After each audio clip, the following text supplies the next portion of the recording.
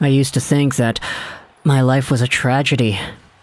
And now I realize it's a gosh darn comedy. Okay, there was somebody in the Canucks game thread who commented that, and I loved it so much I just wanted to go out there and use that to introduce this video here.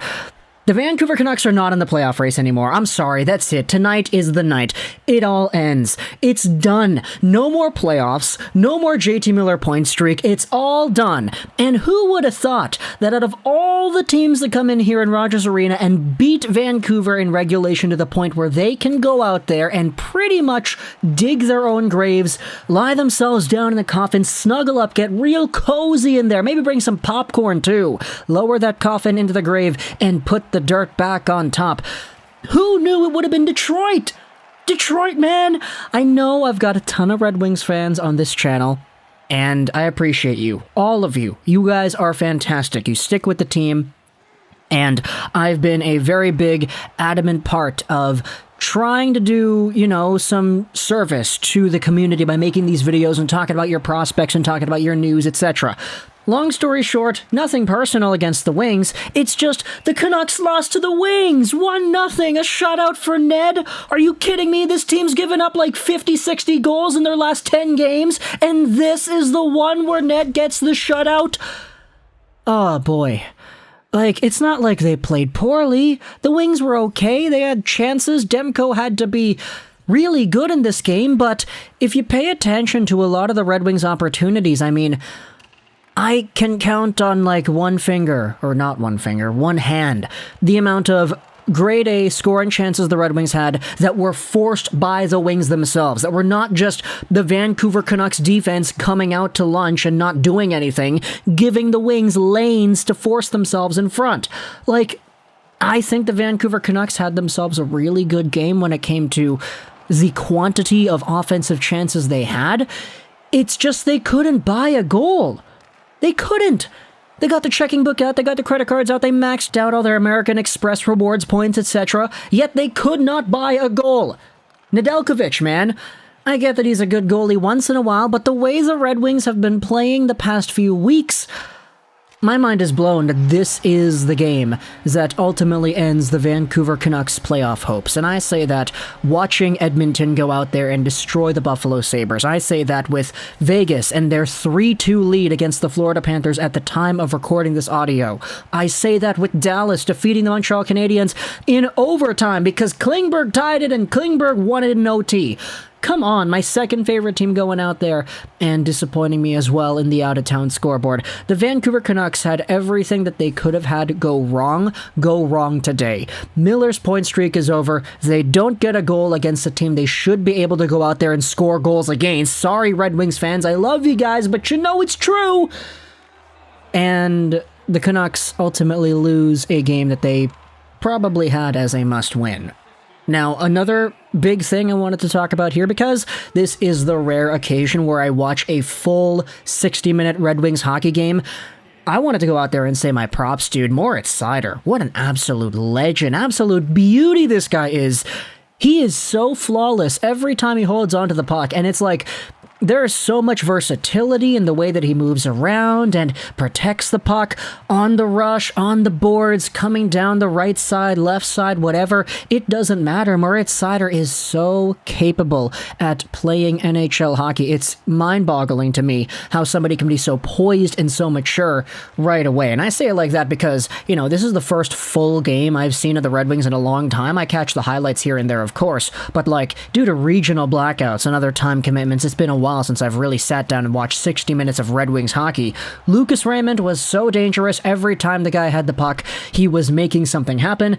Again, a lot of his opportunities in particular, in my opinion, they felt like they were just Vancouver Canucks defensemen not covering the proper ice, and once Raymond sees that, you know, he's got that cerebral hockey mind, he sees the middle is wide open, what's he gonna do? He's gonna go right down the middle, right down Main Street, find a pass over to the guy on the side, and force Demko to make a beautiful save. Speaking about Thatcher Demko, the guy was fantastic. The Red Wings had a few grade A opportunities gifted to them by the Vancouver Canucks just not doing the defense properly, and Demko stopped them all. And I say them all because the one goal that he did allow wasn't really one of those. I mean, sure, a 2-on-1 is technically a grade A chance, but like, it wasn't even Pius Suter's intention to go out there and score the game-winning goal. He was trying to get it back to Nemestikov. It was deflected in by Hughes. Hughes on the back check gets his stick out there, and it touches the puck as the pass comes off of Suter's stick, and it goes right through the 5-hole of Thatcher Demko. Terrible goal right there.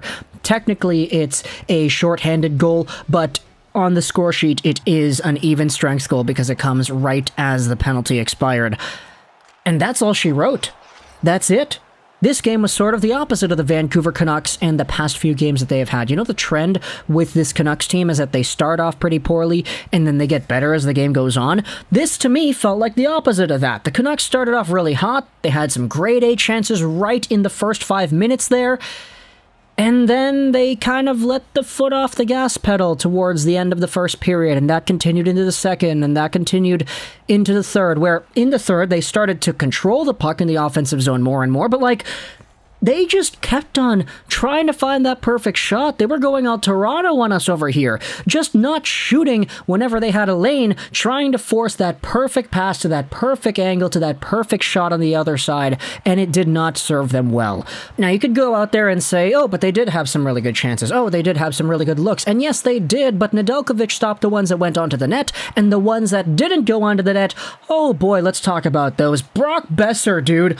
Brock! Are you kidding me, Brock? Something's going on with Brock Boeser at his stick because on the first Vancouver Canucks power play, guess what? Boeser gets a beautiful cross crease on the rush on the right side, and Nedeljkovic is down and out. He gets himself the shot and he shoots it behind the net. A few moments later, it's Elias Pettersson. Another cross-crease chance to Boeser. This time he's on the left. He one-times it, and it goes behind the net again. Then you have the 2-on-1 with Bo Horvat, where Brock Boeser is the winger on the side. He gets the pass on the rush, and he bobbles it. It goes into the corner.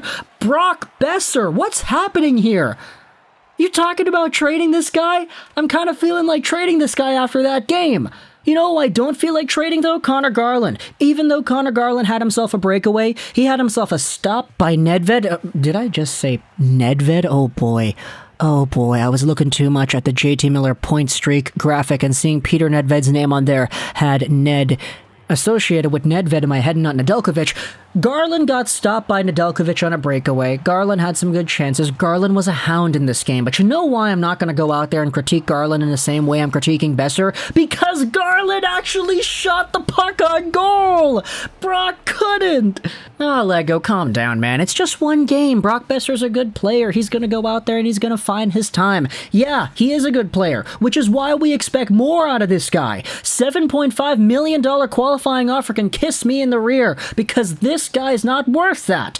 They took him off the power play towards the end of the game, and they had Tanner Pearson on that first unit instead. Towards the end of the game, you saw the Canucks empty net. They tried to go out there and find some offense. JT Miller with some shots, Petey with some pucks towards the goal, and sure, they had some okay looks, but Nedeljkovic makes the stops. So ultimately, good on Nedeljkovic for getting his second shutout on the year. Good on him for actually breaking the curse of the Red Wings goaltending problems the past few weeks. Like 50, 60 goals against in their last 10 games, and now they come into Vancouver, British Columbia, and post up a 1-0 shutout. I've gone out there and completely ignored all the notes that I wrote down for this game. Like, I have all the chances listed out here. I have all the penalties and the timestamps of what happens. Patan, cross crease to Pettersson, stopped by Nedeljkovic, Pettersson, other shots. He was pretty good today, even though he didn't take a slap shot, and everybody was speculating that his wrist might still be a little bit banged up. We didn't even talk about Olli Juolevi and the terrible shifts that he had, where he was going out there sending the puck over to Vancouver Canucks players. Like, Olli Juolevi, man, once a Canuck, forever a Canuck. The first one in the first period was him sending a wing-to-wing cross pass right onto the stick of the Canucks player that was on the side, and it leads to some extended zone time. And then there was the other play in the same shift where he's behind the net and he rims it around the boards to none other than Tyler Myers because there's no Red Wing there. Olli Juolevi did not really have himself a good game in my opinion, but you know what? I mean, it's Olli Juolevi. The guy was getting booed every time he was touching the puck by the Canucks fans in Rogers Arena. They were booing when he was drafted back in 2016. Nothing's changed. What goes around comes around. Full circle, eh? The Vancouver Canucks are not in the playoff race anymore. I'm sorry to say it. And it comes off of the tail of the Red Wings. Talk to me in the comments, let your thoughts. I hope you enjoyed this. And bye.